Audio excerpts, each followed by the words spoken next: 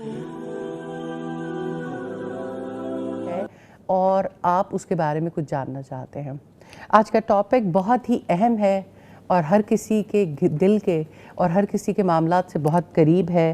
اس پرفتن دور میں بچوں کو صالح کیسے بنائیں؟ انسان کی اولاد جو اس کا بہترین اثاثہ ہوتی ہے، دنیا میں بھی اور اس کے دنیا سے جانے کے بعد بھی۔ وہ بہترین مال، وہ بہترین چیز جو انسان جب اللہ کے پاس جاتا ہے، جو چھوڑ کے اپنے پیچھے جاتا ہے، ان میں سے ایک چیز بہترین اولاد ہے۔ اس اولاد جس کی آپ نے بہترین تربیت کی ہو، وہ جس کو دنیا اور آخرت دونوں میں کامیابی کے لیے آپ نے کھایا ہو۔ اور آج ہمارے معاشرے کا ایک بہت بڑا المیہ ہے۔ کل بھی ہم کسی نشست میں موجود تھے اور استاذہ نے وہاں بھی یہی بات کہی کہ آج ہم سے ہماری ماں کھو گئی ہے۔ وہ ماں نہیں ہے جو اس صالح انسان کی تیاری کر سکے۔ صالح انسان کس کو کہتے ہیں؟ کیا ہماری ماؤں کا یہ خواب بھی ہے؟ کیا ہمارے باپوں کا یہ خواب بھی ہے کہ ہم صالح انسان بنانا چاہتے ہیں؟ ہمیں نپولین کی وہ بات تو یاد رہتی ہے کہ تم مجھے اچھی مائیں دے دو، میں تمہیں اچھی قوم دے دوں گا، بٹ ایک لمحہ فکریہ ہے۔ آج ارد گرد اپنی اولادوں پر اور اپنی نسلوں پر نظر اٹھا کر دیکھیں تو ایک ٹوٹل ڈیزاسٹر کی کیفیت نظر آتی ہے۔ لیکن کیا اس میں کوئی ایسا مرد مومن اٹھے گا؟ کیا ایسے لوگ ہیں جو آج بھی اپنی اولادوں کی اصلاح اور تربیت کے لیے سوچ رہے ہیں؟ تو انشاءاللہ مجھے بڑی اللہ تعالیٰ سے امید ہے کہ آج کے مہمان بھی مشعل راہ بنیں گے۔ اس پرفتن دور میں کس طرح سے وہ بھی اپنے گھرانوں میں کوشش کر رہے ہیں کہ اپنے بچوں کے لیے بھلائی کے کام کر سکیں، اور الحمدللہ استاذہ کی انسائٹس بھی ہمارے لیے بہت ہیلپفل ہوں گی۔ آج ہمارے ساتھ مہمان جو اس پہلی حصے میں شریک ہیں وہ آسیہ جمیل صاحبہ، میں آپ کو بھی ویلکم کرتی ہوں جی۔ جزاک اللہ۔ استاذہ میں آپ سے پہنچنا چاہتی ہوں، ہر کسی کا سوال ہے اور میرا خیال میں آپ کے پاس بھی جتنی کالز آتے ہیں، جتنے لوگ آپ سے رابطے کرتے ہیں، اور میرا خیال میں یہ سوال کا ایک بڑا حصہ ہے کہ اس پرفتن دور میں اپنے بچوں کی ایمان کی مضبوطی کے لیے ہم کیا کر سکتے ہیں؟ جزاک اللہ خیر فائزہ۔ اولاد کی اصلاح کے لیے ہر دور میں فتنے موجود رہے ہیں، یعنی یہ چیلنج تو ہر دور کے لوگوں کو رہا ہے کہ اولاد کو کیسے ان چیزوں سے بچائیں جن سے اللہ سبحانہ تعالیٰ کی ناراضگی ہے اور جس کی وجہ سے انسان فطرت کے مطابق، دین کے مطابق زندگی بسر کرنے کے قابل نہیں ہوتا۔ اللہ سبحانہ تعالیٰ نے جس وقت آدم علیہ السلام کو جنت میں بسایا تھا، چیلنج تو ان کے لیے بھی تھا، یعنی خود اپنی ذات کے لیے کہ اس درخت کے قریب نہ جانا۔ بظاہر تو ایسا لگتا ہے کہ یہ بہت یعنی سادہ چیلنج تھا، لیکن ریئلی بات تو اتنی ہے کہ انسان کی ڈیزائرز ہیں، جن ڈیزائرز کی وجہ سے انسان یعنی ڈی ٹریک ہو جاتا ہے، اور کچھ ڈاؤٹس، یعنی جب یقین کی سرزمین سے وہ اٹھتا ہے تو ڈاؤٹس اسے گھیر لیتے ہیں۔ سادگی کے ساتھ اگر ہم دیکھیں، چیلنجز ڈیفرنٹ ہو سکتے ہیں اکارڈنگلی دور کے مطابق، لیکن چیلنجز کس چیز کے ہیں؟ Doubts and desires. آسمان پر بھی یہی چیلنج تھا، زمین پر بھی یہی چیلنج۔ ڈاؤٹ بدل جاتا ہے، لیکن اگر آپ دیکھیں تو ڈاؤٹ بنیادی طور پر نہیں بدلتا، اس کی فاؤنڈیشن وہی ہے۔ اور انسان کے اندر کی جو ڈیزائرز ہیں، خواہشات ہیں، تو انسان کو اللہ سبحانہ تعالیٰ نے پیدا کیا، وہ اس سے بڑھ کر کون جان سکتا ہے کہ انسان کے اندر کس قسم کی ڈیزائرز پیدا ہو سکتی ہیں اور انسان کیسے اسے کنٹرول کرے۔ تو سب سے پہلی بات تو یہ ہے کہ اللہ سبحانہ تعالیٰ نے انسان کا تذکرہ اپنی پاک کتاب میں کیا ہے۔ مجھے تو قرآن مجید سے ایسا لگتا ہے کہ جیسے آپ کے لیے کوئی چیلنج باقی نہیں رہ گیا اللہ کی کتاب کو پڑھنے کے بعد۔ وہ مسائل نہیں محسوس ہوتے، مشکلات محسوس نہیں ہوتی۔ ہاں، ٹیسٹ ہے، عمل کا میدان ضرور ہے۔ کہ اللہ سبحانہ تعالیٰ نے اپنی کتاب میں نہیں کہا لَقَدْ أَنزَلْنَا إِلَيْكُمْ كِتَابًا فِيهِ ذِكْرُكُمْ أَفَلَا تَعْقِلُونَ؟ بلا شبہ یقیناً ہم نے تمہاری طرف ایک کتاب نازل کی ہے، اس میں تمہارا ہی تذکرہ ہے، تو کیا تم سمجھتے نہیں ہو؟ تو اصل چیلنج جو ہے نا، ناسمجھی کا ہے، جہالت کا ہے۔ میں یہ سمجھتی ہوں کہ اگنورنس کو اگر آپ دور کر دیں تو ہر چیز واضح نظر آنا شروع ہو جاتی ہے، چیلنج بھی اور اس کا حل بھی۔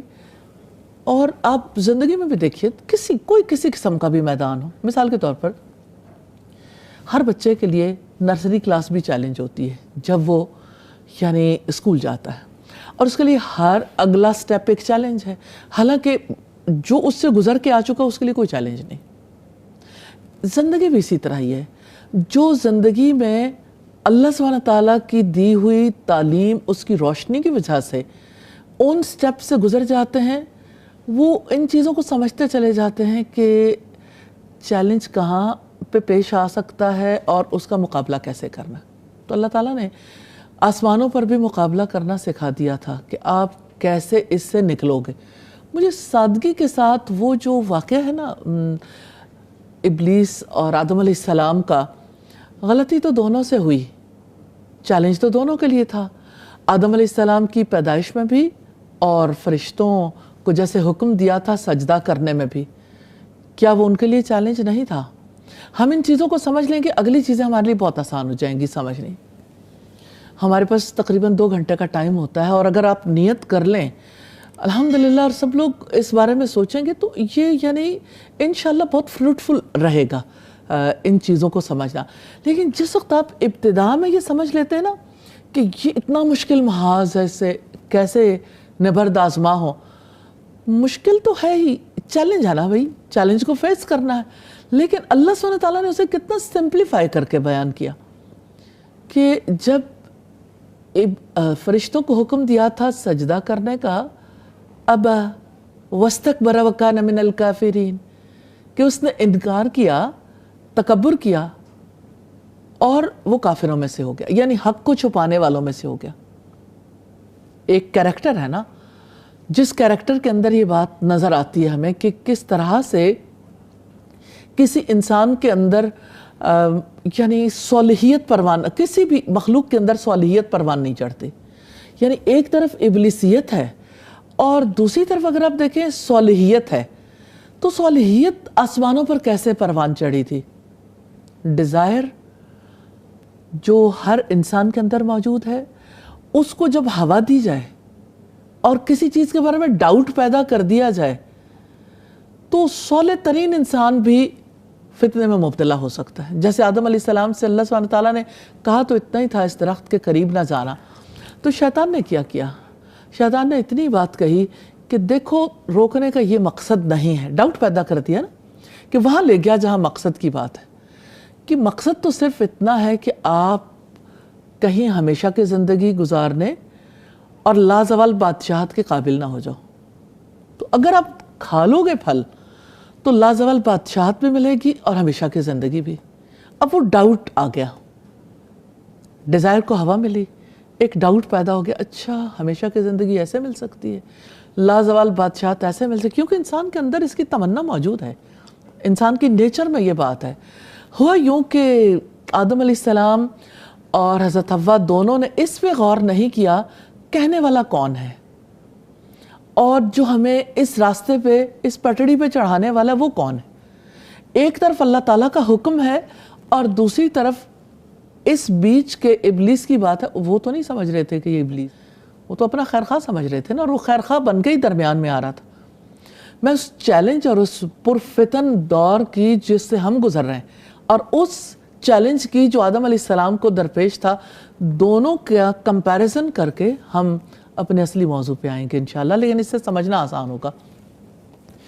تو آپ یہ دیکھیے کہ آدم علیہ السلام نے جب ایک لمحے کے لیے ان کے ذہن سے یہ بات مس ہوئی تو پھر کیا نتیجہ ہوا؟ پھل کھا لیا۔ اچھا اب اگر آپ دیکھیں تو چیلنج ابلیس کے لیے بھی تھا، سجدہ ہی کرنا تھا نا، فرشتوں کے لیے چیلنج نہیں بنا، سر جھکا دیا۔ لیکن جب کوئی سر نہیں جھکاتا، سرنڈر نہیں کرتا، تو پھر ابلیس کی طرح اس کو مزید ایسی چیزیں ملتی ہیں جس کی وجہ سے اس کے لیے اس راستے پہ چلنا مشکل ہو جاتا ہے۔ ابلیس عبادت گزار تھا۔ آج عبادت گزار نسلیں بھی ہم دیکھتے ہیں ڈاؤٹس کی وجہ سے کہاں چلی جاتی ہیں۔ ابلیس کے لیے جو چیلنج تھا، اس کے اندر کیا ڈاؤٹ پیدا ہوا؟ اللہ سبحانہ تعالیٰ نے اس سے پوچھا ما منعک اللہ تسجد، تجھے کس نے روکا تھا کہ تو سجدہ نہ کرے؟ اس نے کہا اس کو آپ نے مٹی سے بنایا، مجھے آگ سے۔ یعنی غور کرنے کا انداز بدل گیا، سوچ بدلی نا۔ ڈی ٹریک ہوا.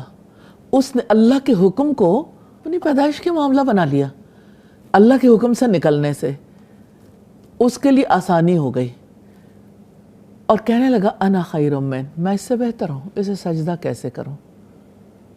چیلنج بن گیا نا اس کے لیے سجدہ کرنا، اللہ کے حکم کو ماننا. آج بھی آپ اگر دیکھیں تو نسلوں کے لیے چیلنج تو یہی ہے، انسانوں کے لیے چیلنج یہی ہے.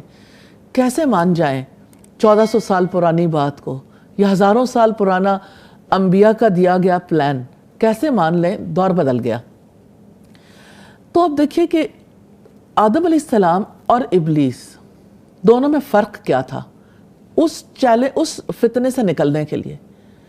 اللہ سبحانہ تعالیٰ نے آدم علیہ السلام کو توبہ کے الفاظ سکھا دیے. سیکھا ہوا تو ابلیس بھی تھا، لیکن جب وہ ایگوسٹک ہو گیا تو ایکسیپٹ کرنا مشکل ہو گیا، اور اس کی وجہ سے اس نے یعنی وہ اڑ گیا تو اللہ سبحانہ تعالیٰ نے اسے ریجیکٹ کر دیا. اور آدم علیہ السلام نے توبہ کی تو اللہ سبحانہ تعالیٰ نے انہیں ایکسیپٹ کر لیا. بس صالحیت کی تعمیر کرنے کے لیے بھی اسی چیز پہ لانے کی ضرورت ہے کہ آپ بچوں کے اندر تھنکنگ سکلز پیدا کریں، سوچنا سکھائیں، نمبر 1. دوسری بات یہ ہے وہ انالائز کریں، انہیں پتہ ہو کہ ہم نے کیا کیا، اپنی غلطی کا ادراک کرنا، غلطی کو تسلیم کرنا اور توبہ کرنا. اگر اس کے مقابلے میں کوئی ایگوسٹک ہو جائے، ایروگنٹ ہو جائے، اس کے لیے پھر کبھی توبہ کا معافی کا دروازہ کھلتا نہیں. اب دیکھیں بچوں کے لیے سب سے بڑا پرابلم کیا ہے؟ ایکسکیوز نہیں کر سکتے. میری مرضی، میرا وجود، میرا فیصلہ، اس میں کی وجہ سے سب سے بڑا فتنہ ہے. اور دوسری طرف اگر آپ دیکھیں تو اپنی خطا کو تسلیم کر لینے کی وجہ سے فتنوں سے نبرد آزما ہونا آسان ہو جاتا ہے. اب فتنے تو کل بھی تھے، فتنے آج بھی ہیں. تو ابلیس نے اپنا جال پھیلانا ہی پھیلانا. اب اگر آپ دیکھیں تو کل کا فتنہ کیا تھا، آج کے فتنے میں دیکھیے کوئی آپ کو زیادہ فرق نظر نہیں آئے گا. کل آسمانوں پر فتنہ کیا تھا؟ اللہ سبحانہ تعالیٰ نے فرمایا اے آدم کے بچوں، کہیں ایسا نہ ہو کہ ابلیس شیطان تم پر سے اسی طرح سے لباس اتروا دے جیسے اس نے تمہارے ماں باپ سے اتروائے تھے. تو آج کا چیلنج کیا ہے؟ یہی حیا کا چیلنج تو ہے. ایک اعتبار سے اگر دیکھا جائے تو بہت بڑا فتنہ ہے. کیا حجاب آج کے لیے چیلنج نہیں ہے؟ کیا اپنے جسم کو کور کرنا لوگ بچیوں کے لیے چیلنج نہیں بن گیا؟ کیا ہر بچی جینے کے لیے، اور میں نہیں سمجھتی بچی، ہر خاتون جینے کے لیے اپنے آپ کو کچھ نہ کچھ ایکسپوز کر کے لوگوں کی نظروں میں مقام نہیں بنانا چاہتی؟ شادی بیاہ کی تقاریب کو تو چھوڑیے، اگر آپ آفیسز میں دیکھیں، آپ بازاروں میں دیکھیں، آپ گھروں میں دیکھیں، رشتہ داروں میں دیکھیں، باہر دیکھیں، چیلنج کیا ہے؟ تو یعنی بنیادی چیزوں کو انڈرسٹینڈ کرنے سے آپ کو یہ یعنی آگہی ملتی ہے کہ ہم کھڑے کہاں ہیں اور ہم نے چلنا کیسے ہے.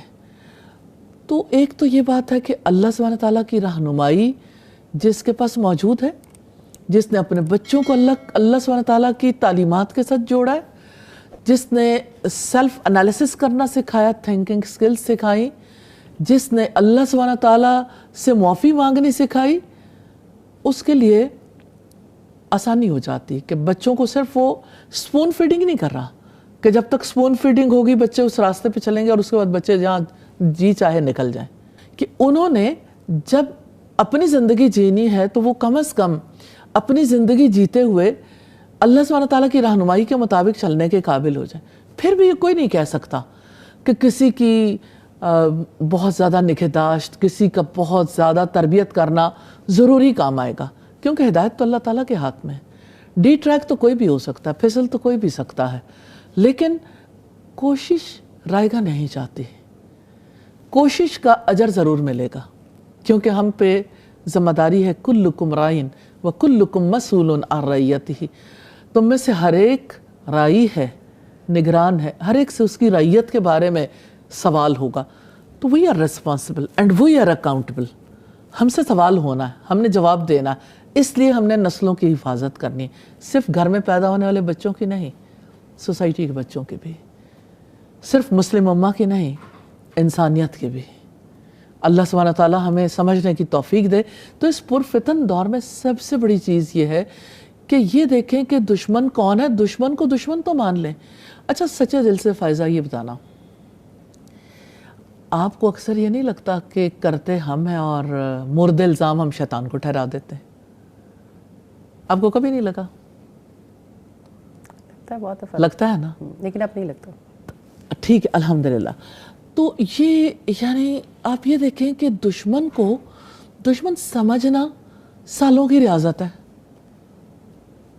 جو جس نظام تعلیم سے ہم گزرتے ہیں, بہت ساری ڈیبیٹ چھیڑی جا سکتی ہے. جی بالکل, کیوں مجھے ایسا لگتا ہے کہ پھر ہم موضوع سے تھوڑا اور وہ کر جائیں گے. دیکھیں اس نظام تعلیم سے گزرتے ہوئے اور اس سوسائٹی میں جہاں ہم رہتے ہیں اور جس تہذیب سے ہماری نسلیں متاثر ہیں, ریلی آپ اس کا سروے کر کے دیکھ لیجئے, آپ کو اکثر لوگ ایسے ملیں گے جو ابلیس کو اپنا دشمن نہیں سمجھتے. وہ کہتے ہیں یہی تو ہم بات کرنا چاہتے ہیں کہ ہم اس پہلے مسئلے کو کھولیں تو صحیح. کیا آیا سوسائٹی میں کتنی ڈیٹوریشن اگر ہو گئی ہے, ہر غلط کو اگر آپ صحیح بنا کے پیش کریں گے تو وہ کس طرح سے معاملہ چلے گا. تو یہی جی یہی تو ہے, یہ ڈاؤٹ ہے اور ڈیزائرز. میں تو چاہتی ہوں کہ ہم پہلے اس مسئلے کو کھولیں. جی دیکھیں ڈاؤٹس اینڈ ڈیزائرز کو اگر آپ دیکھیں نا, اللہ سبحانہ تعالیٰ کے وجود کے بارے میں شک ہے, شک میں ڈال دیا. رسول اللہ کے بارے میں آپ کو نہیں یاد کہ جیسے سوشل میڈیا پیجز کے تھرو کتنی زیادہ ڈس رسپیکٹ کی گئی کہ خانہ کعبہ کا اور رسول اللہ کے روضے کا ماڈل بنا کے اسے سڑک پہ پھینک کے کہا وہ دیکھو اللہ اور اس کے رسول نعوذ باللہ گرے پڑے. استاد یہ تو وہ معاملے ہیں نا جو سامنے آ جاتے ہیں. میرے خیال میں آج تو ہماری نسلیں بہت زیادہ شیطانی اغوا جسے آپ اکثر کہتی ہیں اس کا شکار ہیں, اور آپ آہستہ آہستہ سوچوں پہ اور باقی ساری چیزوں پہ بہت سی طرح سے کرتے ہیں. اصل میں مجھے بہت زیادہ کہا جا رہا ہے کہ مہمان سے بھی ایک سوال لے لیا جائے. میں آسیہ جی آپ سے پوچھنا چاہتی ہوں, پھر انشاءاللہ ہم دوبارہ بریک کے بعد استاذہ کی طرف آئیں گے.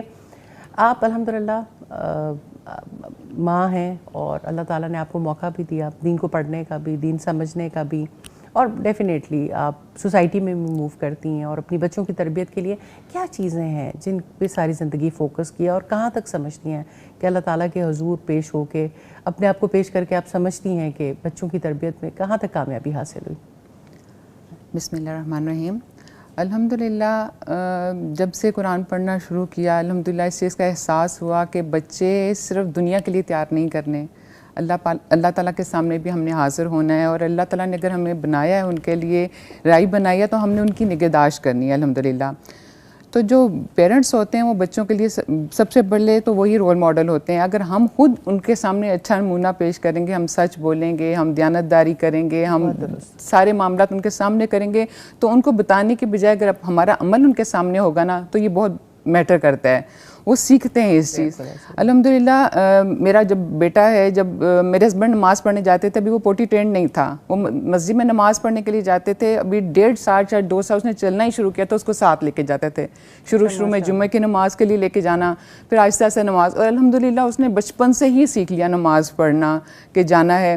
اور جب بڑا ہو گیا الحمدللہ اب تو نماز پڑھتا ہی ہے, لیکن جب ہم نے اپنا گھر شفٹ کرنا تھا مجھے یہ لگتا تھا کہ اگر ایک جگہ ہم نے دیکھی کہ ہم یہاں پہ موو ہو جاتے ہیں, لیکن وہ جگہ جو ہے نا مسجد سے کافی دور تھی. تو میں نے کہا کہ اگر میرے بیٹے نے سیکھا اپنے باپ کے ساتھ مسجد میں جانا اور اس ساتھ جاتا تھا, اس کو عادت تھی جانے کی, اگر میرا بیٹا آفس میں ہوگا اس کے بچے اکیلے کیسے جائیں گے؟ تو میں نے اس جگہ کو ریجیکٹ کر دیا. میں نے وہ جگہ چوز کی جہاں سے بچوں کے لیے اکیلے مسجد میں جانا آسان ہو تاکہ ان کو عادت پڑے. باپ کو دیکھا, بیٹے نے سیکھا, اب بیٹے کو دیکھے آگے اس کے بچے سیکھیں. تو ایک پیرنٹس کی دعائیں بھی ہوتی ہیں جو کہ بچوں کو آگے لے کے چلتی ہیں. اللہ تعالیٰ کی توفیق سے ہی سارے معاملات چلتے ہیں, لیکن ماں باپ کو رول ماڈل بچے دیکھنا چاہتے ہیں. بالکل ماں باپ دونوں کو رول ماڈل بننا بالکل. اور پھر یہ اللہ تعالیٰ کا حکم ہے یا ایھا الذین آمنوا قوا انفسکم واہلکم, تو مجھے یہ چیز بڑی آگے بڑھاتی ہے کہ میں نے انشاءاللہ تعالیٰ اپنے بچوں کو آگ سے بچانا. پھر کوئی بھی اخلاقی معاملات ہوں کچھ بھی ہو, مجھے یہ ہوتا ہے کہ بچوں کو بچانا ہے, چاہے ان کو اچھا لگے یا برا لگے, میں نے ان کو سمجھانا ہے, میں ان کو بتانا ہے. تو یہ چیز مجھے آگے بڑھاتی ہے کہ میں اپنے بچوں کو اس آگ سے بچا لوں. صرف اپنے بچوں کو نہیں, جہاں پہ بھی فیملی بچوں میں دیکھوں یا اپنے ارد گرد کے میں دیکھوں تو میری کوشش ہوتی ہے کہ میں ان کے لیے کوئی نہ کوئی ایسا اصلاحی کام کرنے کی کوشش کروں کہ وہ بھی دین کے ساتھ جڑ سکیں. لیکن آپ کا ٹپ یہ ہے کہ آپ کو خود پیرنٹس کو خود رول ماڈلنگ کرنی پڑتی ہے. بالکل, اصل چیز یہی ہے کہ خود انسان کہنے کے بجائے کر کے دکھا دے تو بچوں پہ زیادہ افیکٹ ہوتا ہے. استاد کتنی مائیں ہیں جن کا خواب ہے اپنے بچے کو مسجد کا نمازی بنانا؟ جو ماں نمازی ہوگی نا, نماز کی اہمیت کو سمجھتی ہوگی, تو نیچرلی وہ اپنی اولاد کو بھی ایسے دیکھنا چاہے گی. لیکن کتنی مائیں ہیں جو نمازی ہوتی ہیں لیکن باپ نمازی نہیں ہوتے. جی, انہوں نے بہت امپورٹنٹ تو آسیہ نے جو بات کہی وہ بڑی امپورٹنٹ ہے کہ باپ کی جو ذمہ داری ہے اس کو کیسے اگنور کیا جا سکتا ہے. بیٹے کو باپ ہی لے کے جائے گا نا, ماں نہیں لے کے جائے گی. تو جب بیٹے کو باپ نہیں لے کے جائے گا تو نیچرلی بیٹا نماز نہیں سیکھ پائے گا. الحمدللہ اس کا چکر لگتے رہتے ہیں نا مسجد میں. جب بیت اللہ جاتے ہیں تو وہ طواف جو ہے وہ تو قریب کا سلسلہ ہے نا, لیکن یہ گھر سے لے کے مسجد تک, مسجد سے لے کے پھر گھر, یہ 5 دفعہ دن میں یہ طواف ضرور ہوتا رہتا ہے. اور اس کی وجہ سے لوگوں کے اندر صالحیت پروان چڑھتی رہتی ہے بچوں کے اندر. بیٹیوں کے حوالے سے کیا خصوصی چیز کہنا چاہیں گی؟ ہاں, بیٹیوں کے حوالے سے بھی ایسے ہی ہے کہ ان کو تو خیر جیسے میں پڑھتی تھی میرے ساتھ بچے کھڑے ہو کے بچیاں پڑھ لیتی تھیں, لیکن بیٹے کے لیے تو ضروری تھا کہ میرے ہسبینڈ ساتھ لے کے جاتے تو اس طرف آتے بچے. ماشاءاللہ جب میری بیٹی ہونے والی تھی میں لیبر روم میں گئی تو میں نے نا روم میں پکچرز لگی دیکھی, خوبصورت بچے, مسکراتے ہوئے بچوں کی تصویریں لگی. مجھے لگا نہیں, مجھے ایسے بچے نہیں چاہیے, مجھے تو حضرت عائشہ, حضرت فاطمہ جیسے ایسے بچے چاہیے. میرے مطلب ان کو دیکھ کے کچھ بھی نہیں ہوا, مجھے لگا کہ یہ والے نہیں ہونے چاہیے مجھے وہ. اور ابھی بھی میں نے جو اپنی بیٹی کا نام رکھا الحمدللہ اساتذہ جی نے میری بیٹی کا نام رکھا حضرت مریم, اور اب میری پوتی ہوئی اس کا نام میں نے حضرت عائشہ کے نام پہ عائشہ رکھا. اللہ تعالیٰ ان کے اندر بھی صفات پیدا کر دے. ویسی کوشش تو ہوتی ہے ہر ماں باپ کی, اللہ سے دعائیں بھی ہوتی ہیں, اور یہی چیز ہے جو کہ آگے بچوں کو آگے چلاتی ہے. صحیح, جزاک اللہ خیر. استاذ ہمیں ایک مختصر سا وقفہ لینا ہوگا, انشاءاللہ اس بات کو اس کے بعد کنٹینیو کریں گے. آسیہ جی, میں آپ کا بہت شکریہ ادا کرنا چاہتی ہوں, آپ آئیں اور آپ نے اپنا ویلیوبل انپٹ دیا.